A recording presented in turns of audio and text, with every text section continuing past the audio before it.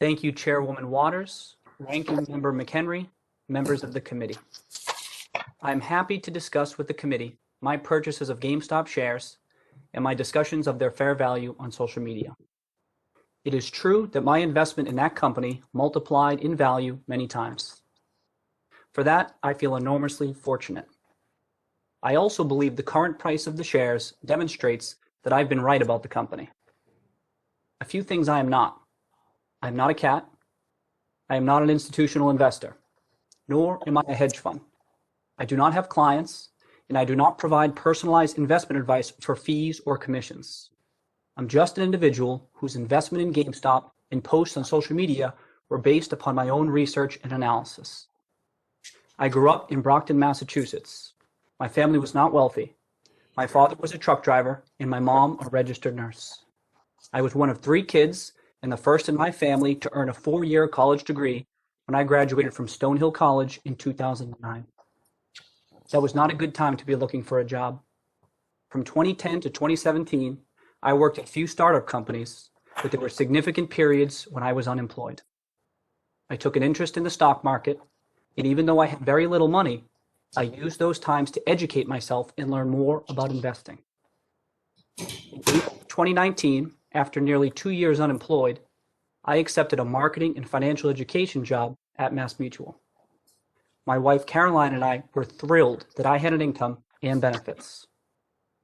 My job was to help develop financial education classes that advisors could present to prospective clients.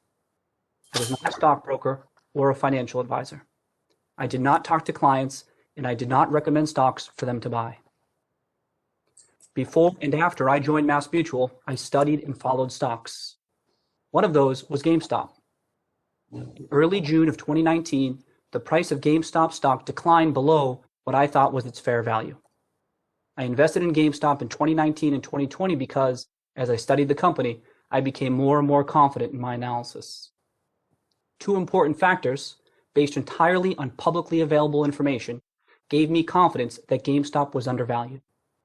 First, the market was underestimating the prospects of GameStop's legacy business and overestimating the likelihood of bankruptcy.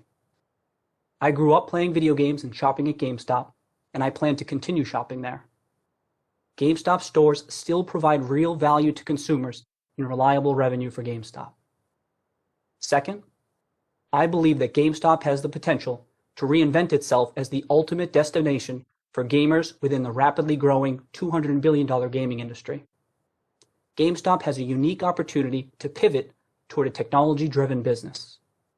By embracing the digital economy, GameStop may be able to find new revenue streams that vastly exceed the value of its business. I am hardly the only person who has advocated these points. When I wrote and spoke about GameStop on social media with other individual investors, our conversations were no different from people in a bar or on a golf course or at home talking or arguing about a stock. Hedge funds and other Wall Street firms have teams of analysts working together to compile research and analyze shares of companies.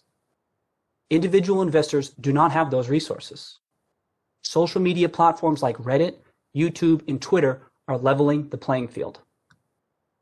The idea that I use social media to promote GameStop stock to unwitting investors and influence the market is preposterous.